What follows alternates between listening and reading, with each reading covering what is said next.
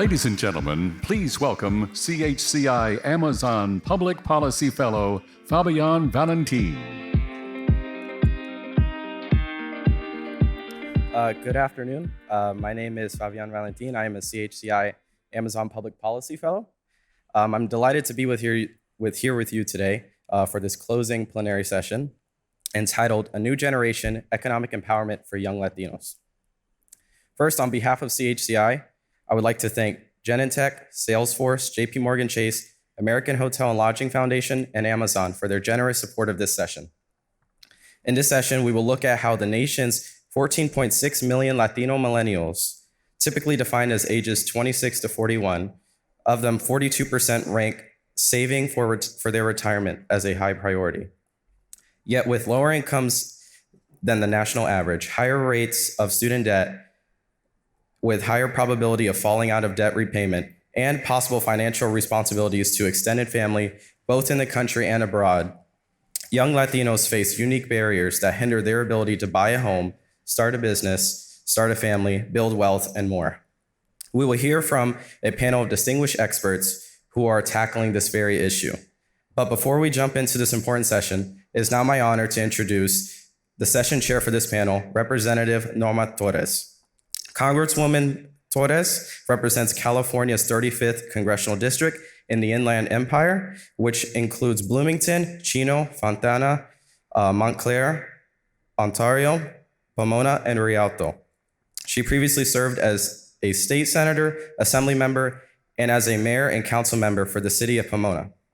As a state senator, Congresswoman Torres played a significant role in the making of the Affordable Care Act, worked for California's patients and consumers. Her law to diversify the covered California board so that it would better be prepared to enroll the uninsured earned her statewide recognition and national attention. As chair of the Committee on Housing and Community Development, she led an effort that secured $2 billion in federal funds for the Keep Your Home California program, which helped thousands of families keep their homes during the foreclosure crisis. Welcome, Congresswoman Torres. Good afternoon, everyone, and thank you so much, Fabian, for that wonderful introduction. Imagine being able to get $2 billion for the state of California during this housing crisis that we had back in 2009-10. Something in the neighborhood of over 90,000 people were helped by us simply applying, for the grants and demanding our fair share.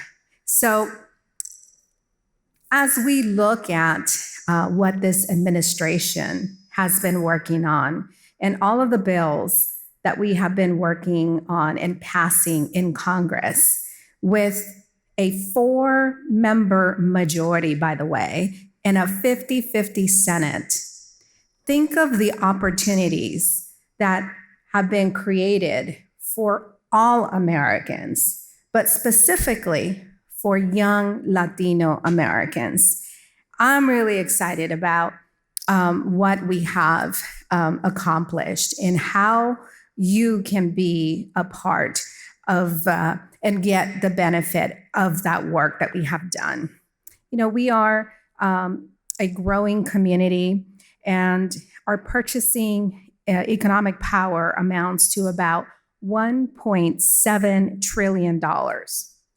That's a big muscle, if you ask me. However, nearly half of Latinos do not own any financial investments, meaning that people are missing out on opportunities to build wealth and ensuring a successful life.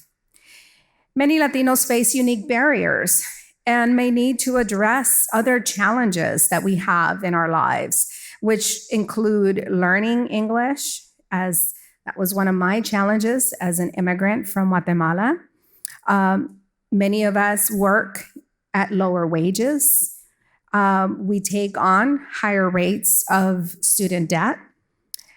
And the duty that we have to take care of our family.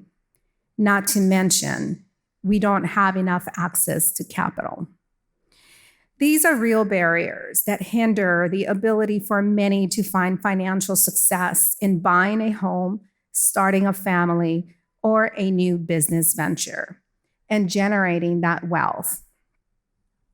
That is why in Congress, we have worked to make it easier for families to access language resources, expand college aid for low-income families, and provide essential capital for entrepreneurs to start their own business. It's not acceptable for our community to have to put up our own collateral, our own credit, because we need to buy a new tool for our business, or we need, capital in order to invest in growing our business. So this is what we're trying to address. And today, we have a great group of panelists that have joined us. They're very impressive, who will be sharing their personal stories and discussing how we can work together to empower young people.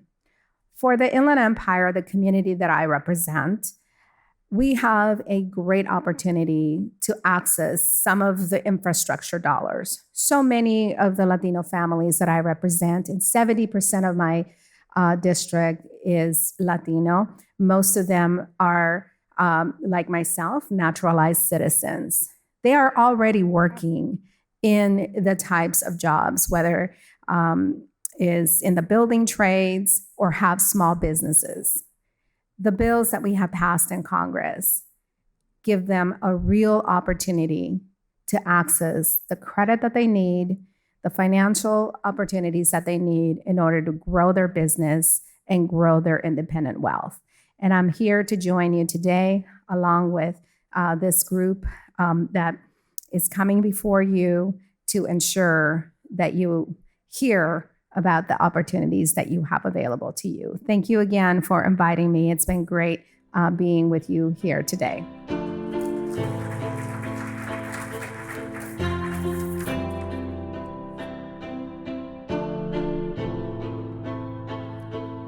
Thank you, Congresswoman Torres, for those incredible, insightful words, and for your remarkable leadership for all Latinos, and for attention to this issue and many other critical issues. Up next, we will hear from our sponsor speaker remarks provided by Patty Sigüenza. She is the Vice President of Bioanalytical Sciences at Genentech.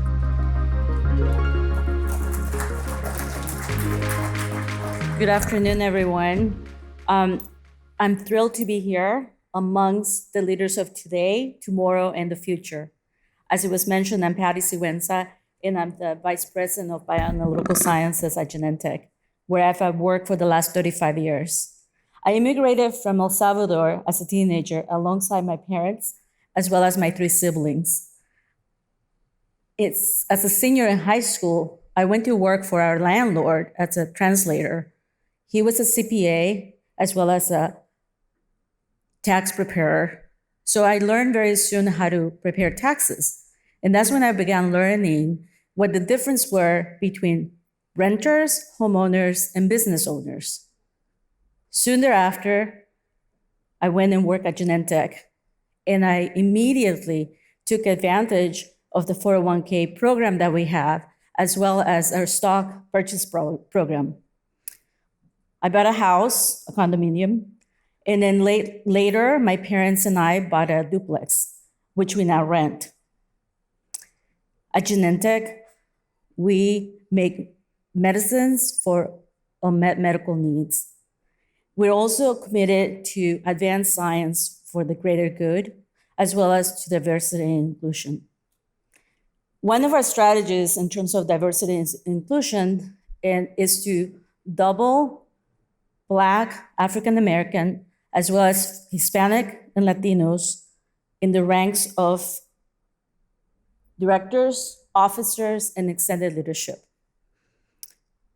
A few initiatives that we have taken in 2020, we created what we call the Director Exchange. And in 2022, we have established the Genentech Executive Leadership and Advancement Programs. These programs aim to remove barriers for career development for Blacks and Latinos. We believe that together we can raise each other up and make a difference. Recently, we brought in special individuals that knew our financial tools that we have available to us with the company, such that these leaders can learn about the possibilities for finance, as well as to mentor others to also become fluent in financial tools. It is together that we can make a big difference. I told you the story about me working for our landlord, our CPA, because that's when I began learning. And through education, I am where I am today. And so I am very happy to listen to the panel, because I'm sure I'll be learning even more from them, something that I can then take forward and continue to make other people lift up. Thank you.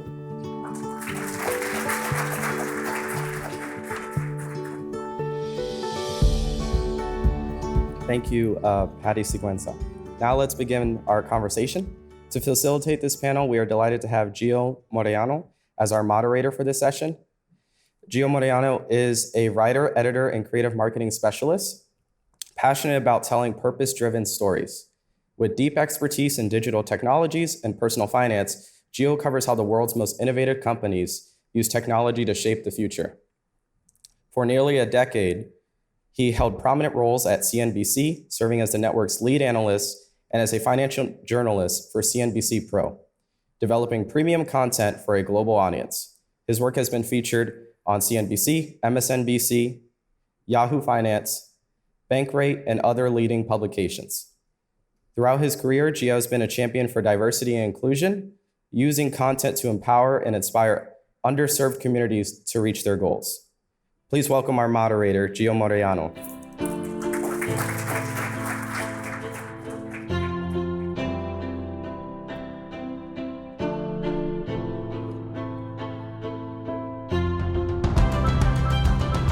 Thank you. We have an amazing panel joining us tonight. So first, I would like to welcome Silvana.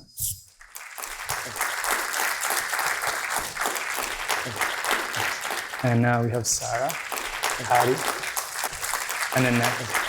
So excited to be here today with all of you to talk about economic empowerment, a subject that is very dear to my heart. Being an immigrant coming to the United States and paying my way through college, not knowing even if I was going to go to college one day, and then eventually going to work for one of the major news financial outlets, CNBC. I actually worked at JP Morgan briefly. So it's been an amazing journey. So I'm really, really excited to hear from all of you and your experiences. But before we start, would you like to introduce yourselves and just tell us a little bit more about what you do? Absolutely. So, Silvana Montenegro. I run a newish organization called Advancing Hispanics and Latinos for JP Morgan Chase. I've been with the firm for the past 25 years. And the work that I do, in simple terms, really means creating access and opportunities for Hispanics and Latinos across the globe. Hi, I'm Sarah Coswith. I'm Vice President of Workforce Development at the American Hotel and Lodging Foundation. And I've been working in and around workforce development for over 20 years across multiple industries, with my main focus really getting people into jobs, but also advancing in their careers. And so I've been very fortunate to have the opportunity to work with lots of different target audiences, among them immigrants and new immigrants. And I look forward to our discussion today. Great, thanks, Sarah. Hi, everybody. I'm Hari Mendez. I am a director of equality at Slack. Slack is a Salesforce company, and hopefully you've all heard of Salesforce. I recently started my career in equality, and it's kind of what you would call like diversity, equity, and inclusion in kind of on the streets, so to speak. Prior to that, I had a career at the intersection of finance and technology for over 25 years. Hello, everyone. I'm Annette Ortiz Molina. I work for Amazon. I am the Senior Human Resources Business Partner leading the linguistic accessibility strategy for our global transportation line of business. I'm super excited to be here representing our organization and the programs that we've been able to create. I was part of the group that developed linguistic accessibility, which is what I say, a fancy way of saying, how can we support our non-English speakers and those that speak English as a second language. So very nice to be here. Thank you, welcome all. So we'll get started, but before we can talk about economic empowerment, we must address the inequalities many young Latinos face in achieving financial stability. For example, we know young Latino immigrants bring substantial contributions to the US competitiveness and economic growth. But despite their positive impact, many of them are disproportionately affected by financial stability, language barriers, and lack of access to resources and information they need to prosper. Annette, I want to direct this question to you. What actions can companies like Amazon take to provide young Latinos with that opportunity? Yes, I will answer, the simple answer first, right? And this is truly what I think and what I've been truly working on for the past year or so. The first piece is just to not be afraid of have the conversation of language accessibility. There are many people out there, including myself, who speak English as a second language, right? With various levels of comprehension. And I think it is a reality that sometimes we want to put aside, thinking that English is,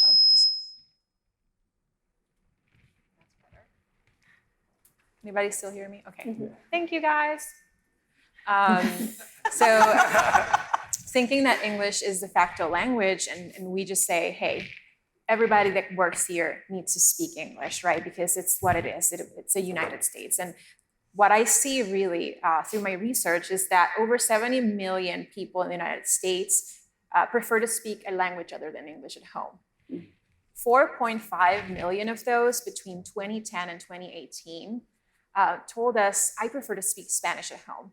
And when I talk to people that work with me, my colleagues, whether they are working in one of our fulfillment centers or if they're working at an, I would say, executive position, if they are Latinx, if they are, I would say, they come from Europe, from different parts of the world, and they say, hey, I still struggle with this, right?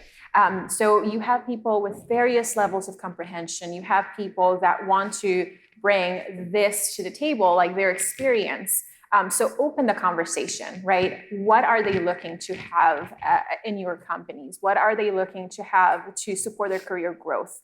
It is not something that I can prescribe to them, right? So I think that first off, opening that conversation to ensure that they are part of that conversation and they tell us what they want to see. Create that awareness of the importance of language accessibility. And the second part to that is invest in the technology for multilingual resources. That is a large number of our population, right? When we think about 4.5 million, and that was 2018. For those that are Latinos, I'm sure most of you are, I am Latina. Es un nombre bien grande, es un número bien grande. It's a big number, right? And this number, based on my research, is a lot of people that truly want to work, that have better retention, that have better work ethic. And I'm going to say that very personal because I've met with the people, I've been there in the conversation.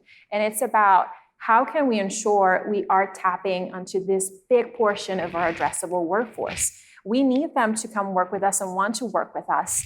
And they're looking for meaningful opportunities. The youth and the people out there that are coming to the United States, whether they were born here, like myself, I'm Puerto Rican, right? So I was born in Puerto Rico. I had to come here with no connections, trying to figure it out by myself.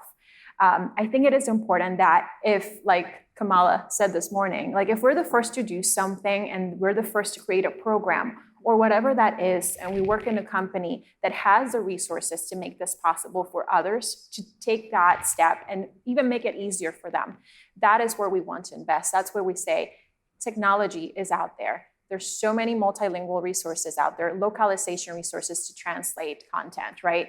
Why do we need to require language when at the end of the day, what we want to provide is career opportunities and growth opportunities for people that truly, truly want to do it?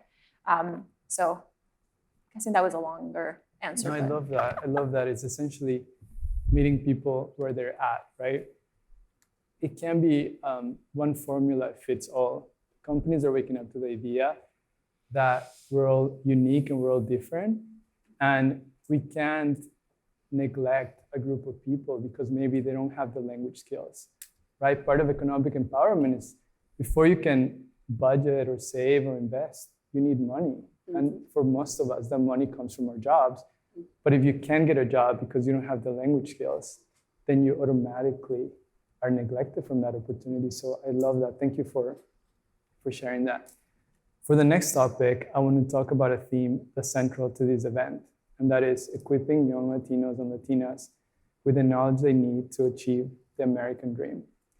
And what better way to do that than to learn from your personal experiences? And I want to ask Sarah about, specifically on financial empowerment, what has been the biggest obstacle in achieving your financial goals, and how did you overcome those challenges? Yeah, well, from a personal experience, I didn't have the traditional educational and work experience that many have had. I got my college degree, but I got it much later in life. I started going to college and was working and just fell in love with work and making money. I mean, that was so great. When you're in your late teens or early 20s, it's all about money, right? And that's the driver. And so I decided to sort of work full time and go to school part time until I earned my degree. But what I wasn't equipped with at that time was really any knowledge about how to invest my money, how to save my money, how did that 401k plan that the company was offering, how could it help me? Again, being 19 or 20, while my parents were very fiscally conservative growing up and they saved, it sort of skipped my generation because I didn't really absorb the advice that they always gave me. And so I spent, as quick as I made it, I spent it. And again, I didn't invest as I should. So I think that was the biggest obstacle to getting my investing and my savings started until I started having kids of my own and advising them differently and better. And now I'm so laser focused on what it means to be independent and financially capable and wise. I love that. I think in our community, there's a big emphasis on saving. And I can talk from personal experience where my parents were all about saving, right? Save everything you earn. But it wasn't until I got to CNBC where my peers were having conversations about investing and stocks. And to me, it was foreign because that was not a conversation that we had at home, right? My peers were talking about they had a stock or this or that, and I had to take it up on myself to read about it and learn about it. And once I understood it, I saw the potential that had. So that is the perfect segue for the next question, which is saving and investing, and what's the difference? So we know economic prosperity gives you options, whether buying a house, starting a business, supporting your parents, or retiring comfortably. Money is important, but saving alone is not enough. Silvana, can you tell us the difference between saving and investing, and what is the importance of each in creating a solid financial foundation? Absolutely.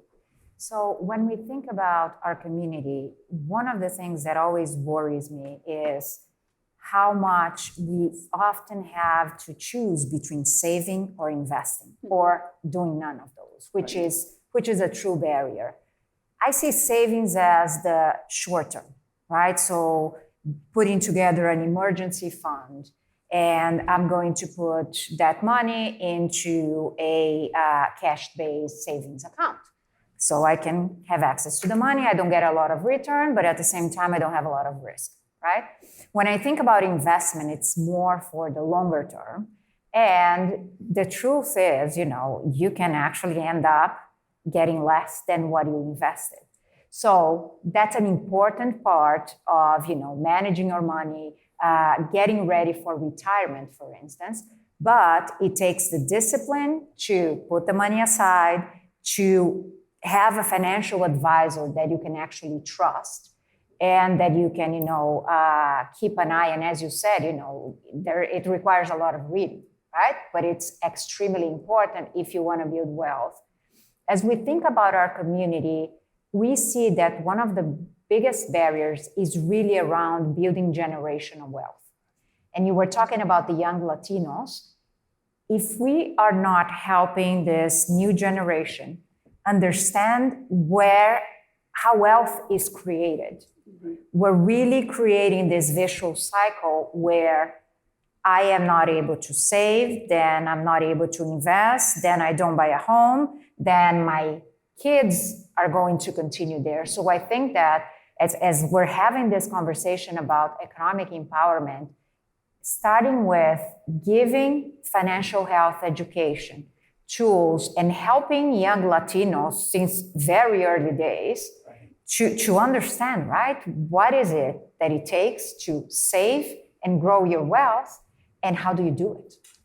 Right, exactly. No, and that's a really big theme that it was a big awakening moment for me when, again, I got to my first job and my peers were talking about, investments, and I wasn't sure, right? But then I had a conversation with a senior executive who asked me, like later on in my career, and she said, Gio, so what do you think, what should I choose as my investments for my 401k?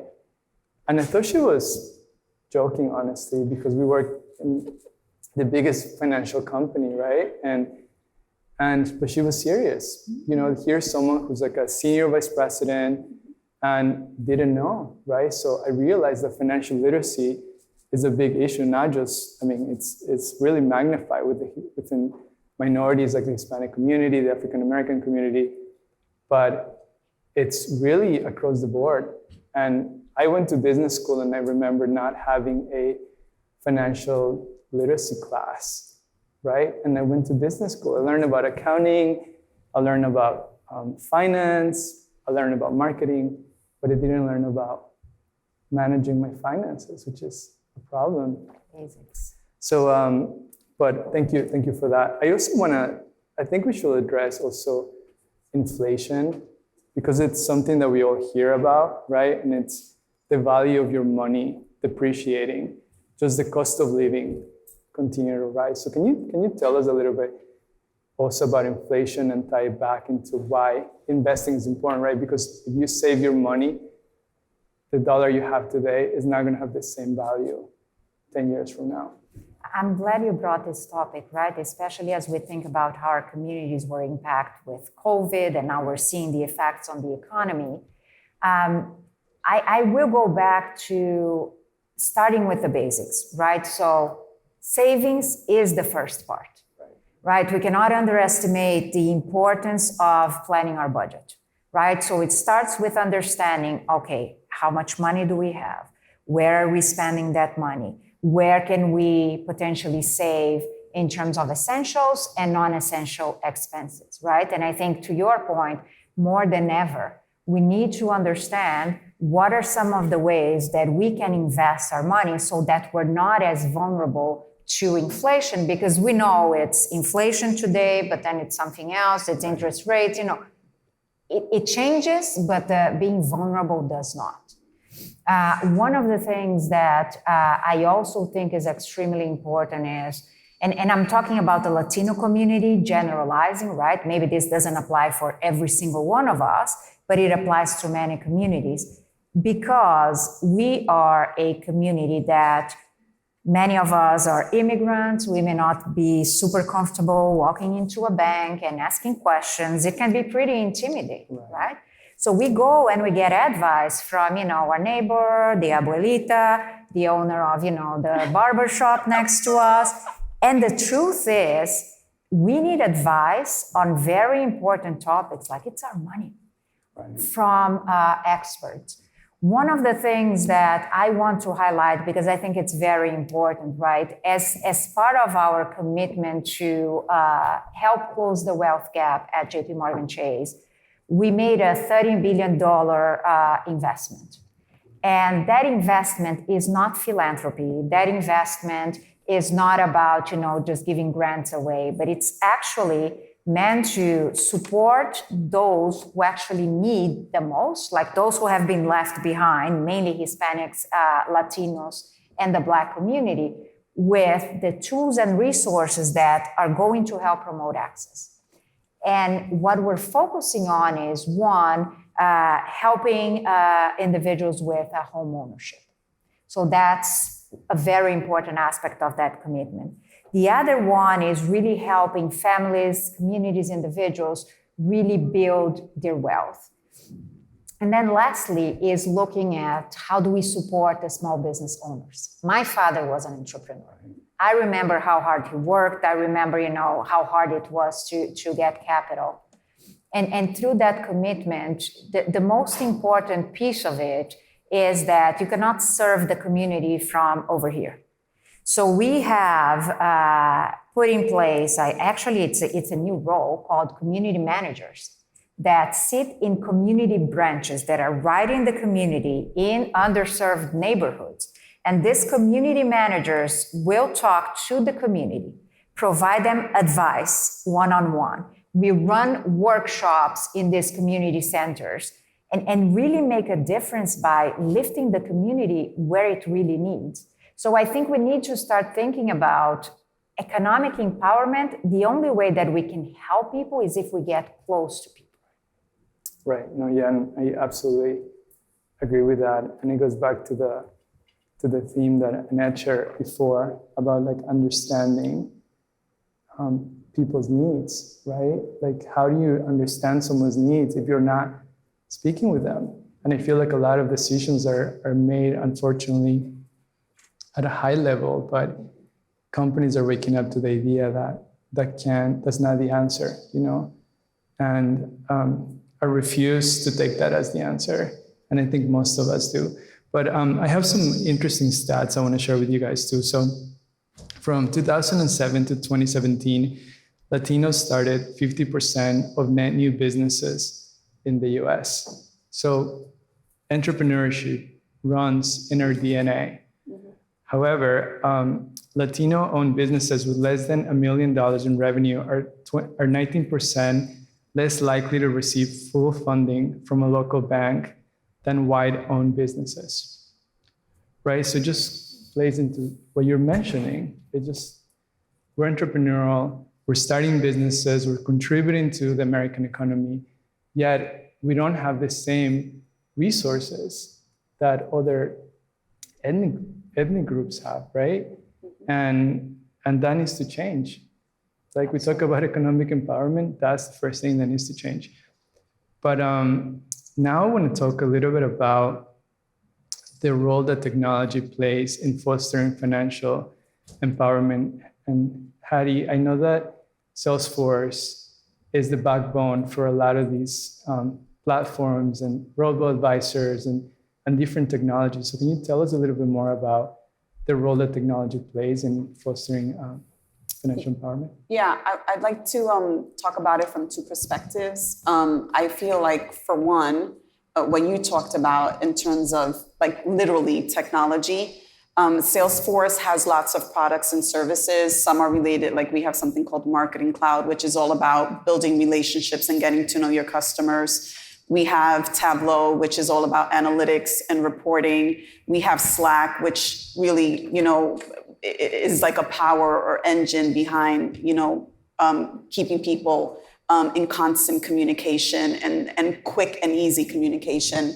We have Mulesoft, which is an engine that really integrates back-end systems. So if you think about any of these, technology, financial services firms that are operating today and them needing to connect to a credit union or a bank or any other financial institution, it's really, that integration engine that sits behind it is something that Salesforce provides. And I'm sure there's other technology companies that are doing the same. So I feel like, first and foremost, we are providing all of the technology and tools that are needed to like really power the engine behind, building these relationships and getting accounts opened and funding accounts and getting your balance and moving money around and all of those things.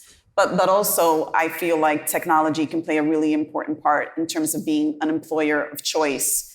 And I would say, like, for Salesforce, you know, when we think about being an employer of choice for Latinx people, it's all about representation. And that's a really important thing. We need money. We need a stable job. We need steady income to even be in the game and to even, you know, put money into a 401k or save any money or buy a starter home or invest in stock slices or whatever it is that we choose to do. We need to be, you know, employed and to be advancing and to be growing professionally. And, you know, I'm really excited. I wanted to share something. I mentioned earlier that I'm part of the equality team at Slack.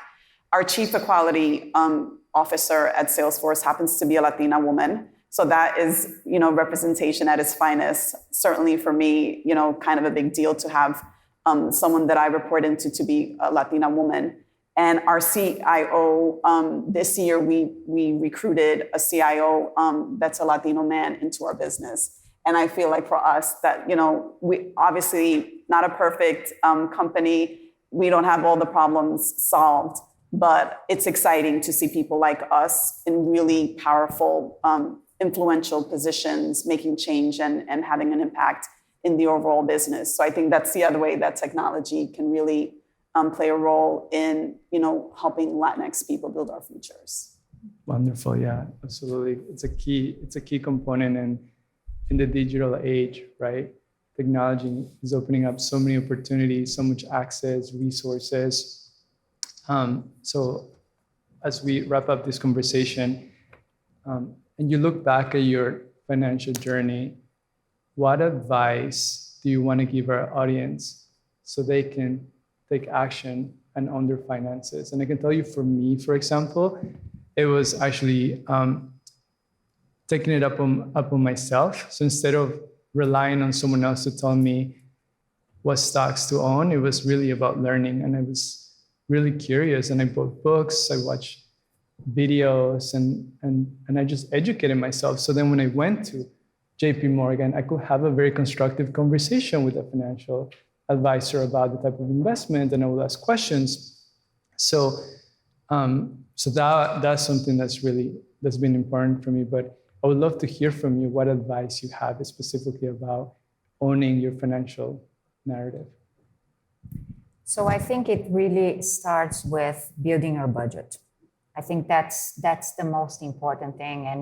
And it took me years to even do that. I remember when I started JP Morgan Chase as an intern, and I used to get mad at the bank because my account was out of money. Guess why it was out of money, right? So I think the first step is really building that budget. And I think it's discipline. I would love to go to the gym once and have a body that is all muscular, but it doesn't happen. So I think having that discipline is what makes the most sense. And sometimes it's hard, right? We want to buy that thing, but if we don't put the effort, the commitment, it just can't be done. I guess I will answer this from a career and workforce development perspective, because that's what I do. And that is, you know, I think many people, many young people in particular, they're looking for their first job or their next job solely based on the salary, for example. But there's so much more to compensation than just your annual salary or your hourly salary. And so I guess my advice really is to work with young people, to advise them properly on how to really look at the full picture of how you choose your next job or your next employer. It's really, if you're looking at long-term sustainable wages and economic mobility, it's really about advancement opportunities. So sometimes it may be more appropriate to take the job offer that's less salary, but has more opportunity, more growth, more advancement, a better culture. And again, some things like 401k and other benefits that may be available from that employer, that it's so hard for young people to just get away from what that number is, the annual or hourly number, that they can't see the bigger picture. And so again, I can't stress that enough. Yeah, I love that. And you get an offer and you see the number and it's great and you take the job, but then you find out that they don't have a 401k plan, or that the healthcare benefits are not as strong as they could be. And we all know that, unfortunately, like healthcare is very expensive here, right? So looking at the whole picture, not just that one number, is really critical. And I personally wish I knew that a long time ago. So thank you for sharing that, Heidi. Yeah, I think my advice for the group would be to start investing early and, start with that 401k. It's like a super easy way to kind of get started on that journey.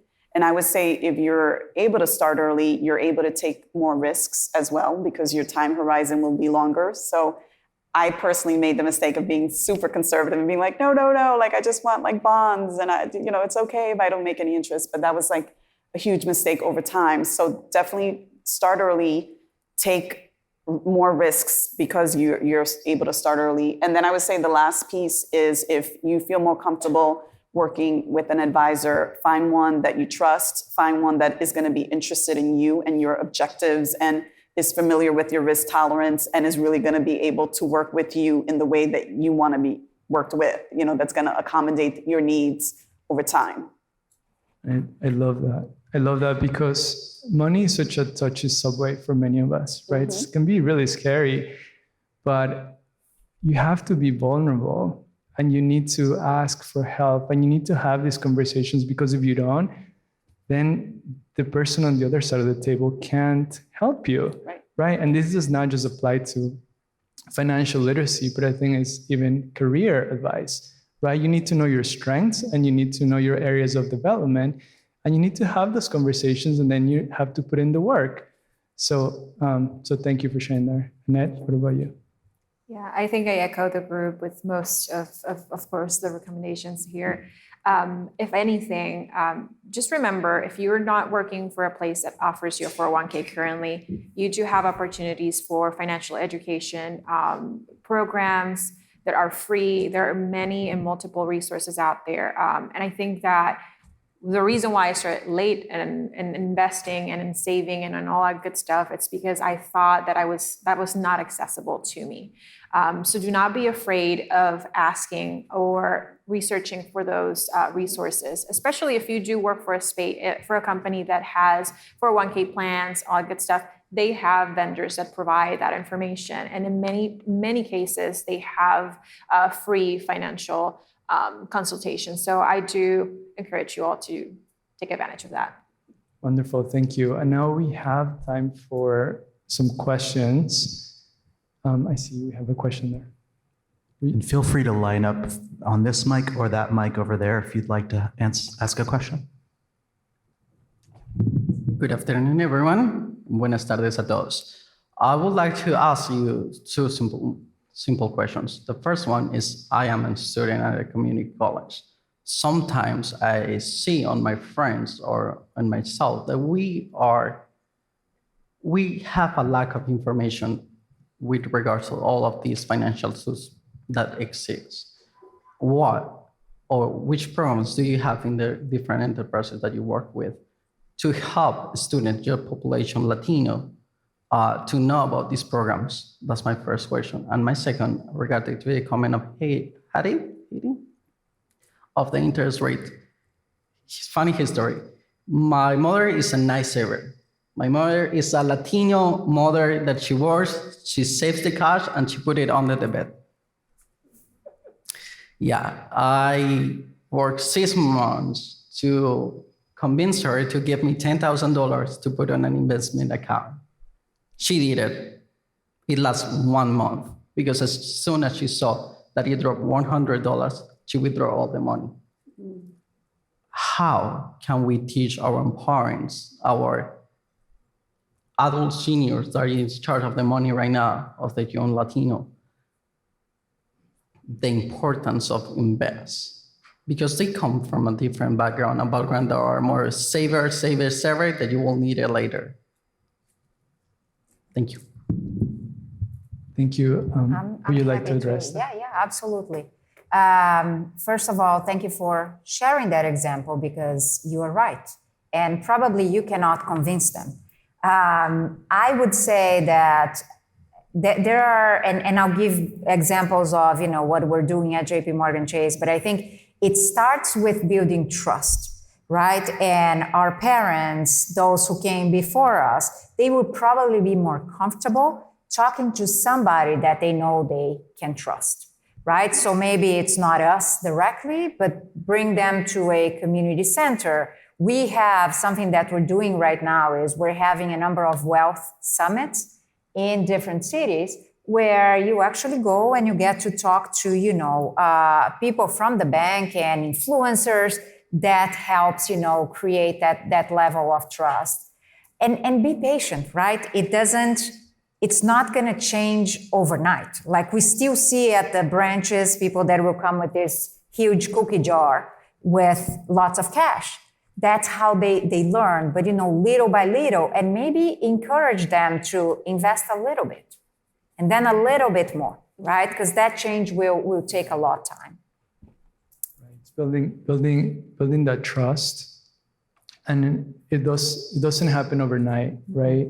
Like you said, it can be just, mom, take all your money and put it in the market, which is also not a good recommendation because you should always diversify and have different asset classes.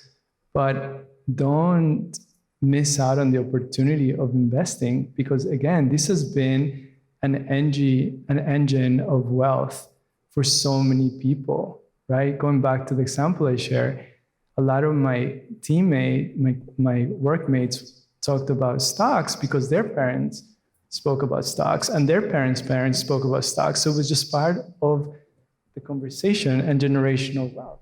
So how do we need to change the narrative for us? Like I want my kids to know about stocks and investments and real estate and all these things because now I know, right? So really, really important. Gio, I wanted to just add that I think one way that we can influence the older generation is by folks in this generation and in the future to take on more of the jobs, like a loan officer or a banker or a financial advisor, and have, people who kind of understand the cultura, who speak the language, who can talk about it over a cafecito and just really make people feel comfortable. Because I think that is what needs to happen is, that personal relationship, that trusted relationship is going to be built with something that's maybe very familiar. So I think it's a unique opportunity for more of us to really take on those roles and actually reach back into our communities and bring people along the ride.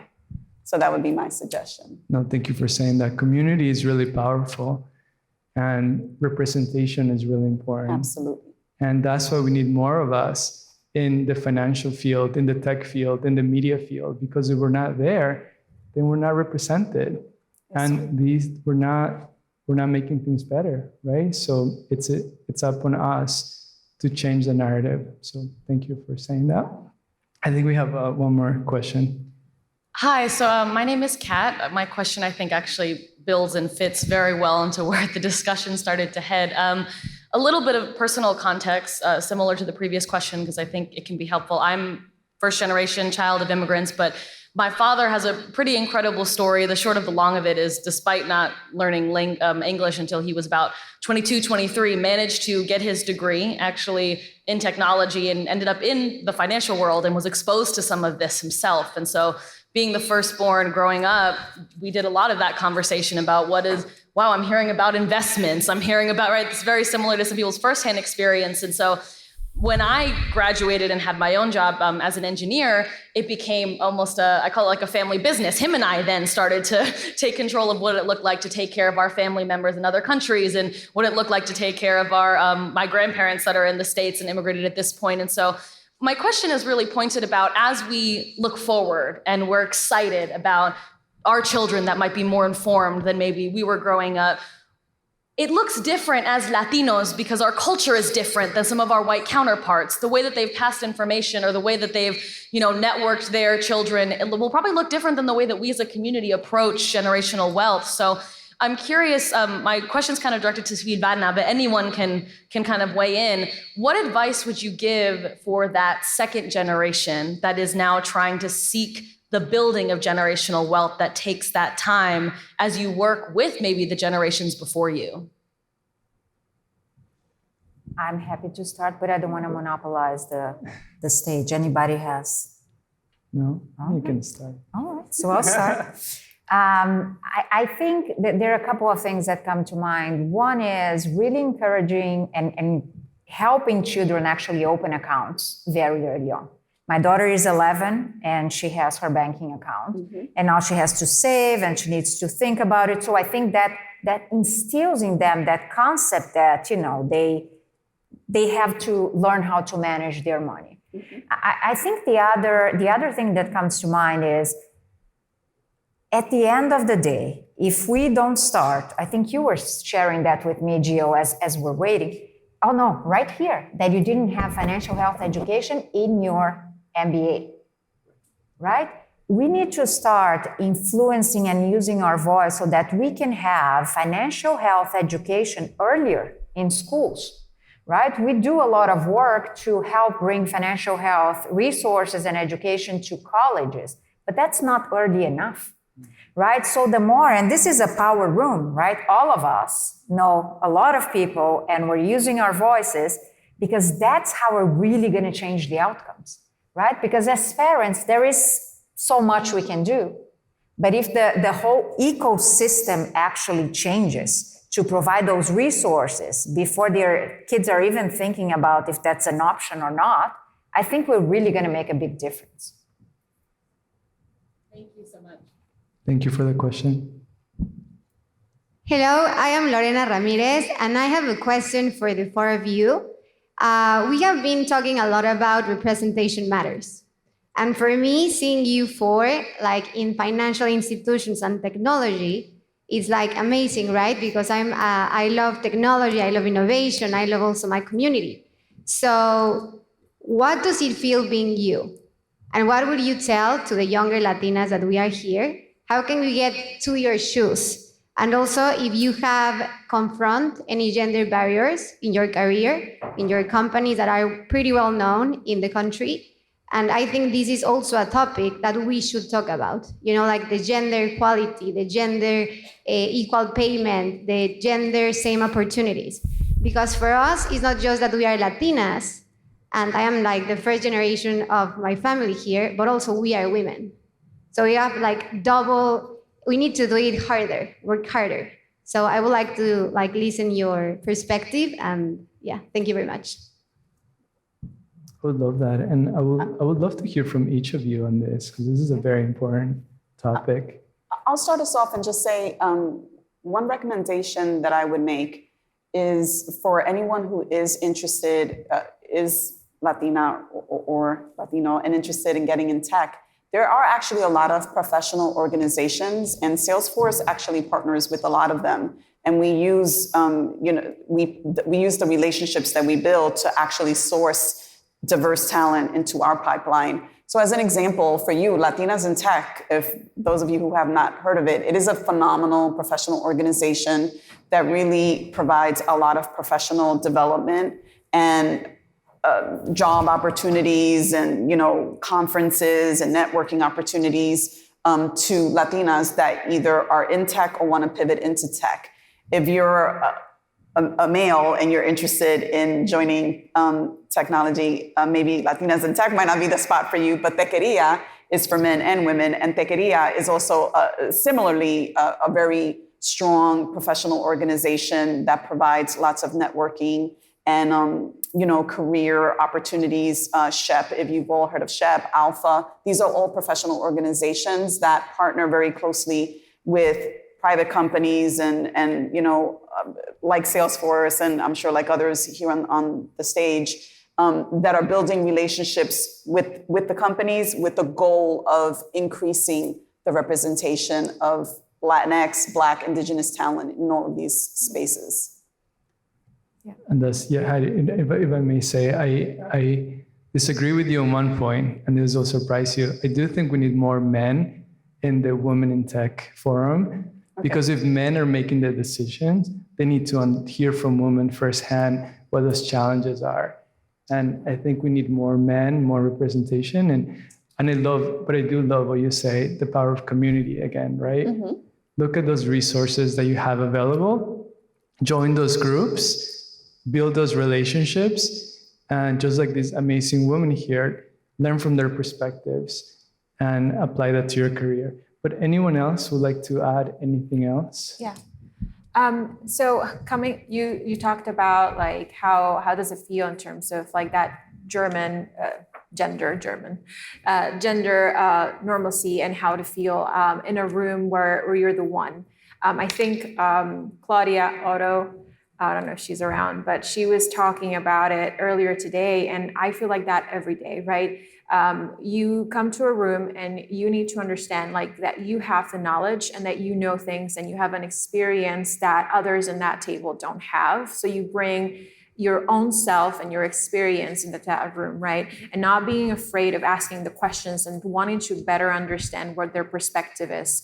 Because in many cases, it is a very narrow perspective, right? And we want to make sure that we're educators at the end of the day and looking our way and how to grow our careers and making our own path.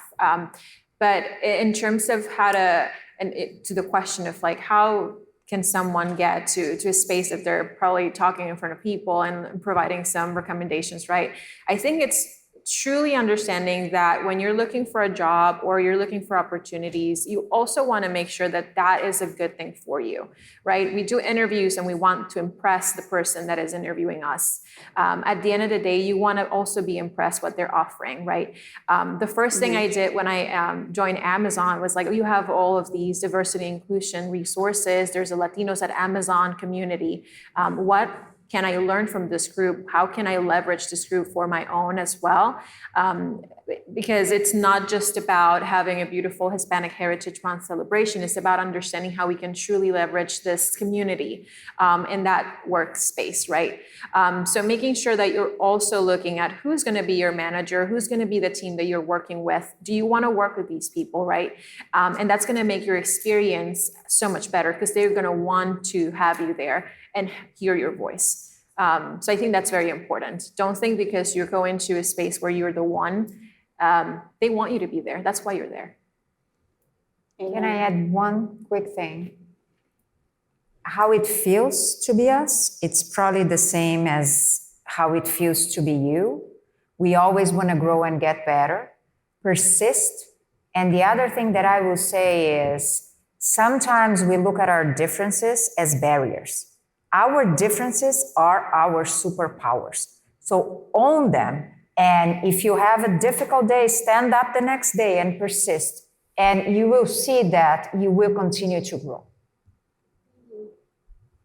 Thank you for that question. And I do think we need to wrap up now. So this has been a fascinating conversation, and I wanna thank all our panelists for sharing their advice and experiences and lessons. You're shining examples of the value the Hispanic community brings to America. And to our amazing audience, thank you for being here. And we look forward to seeing you tomorrow. And thank you for the moderator.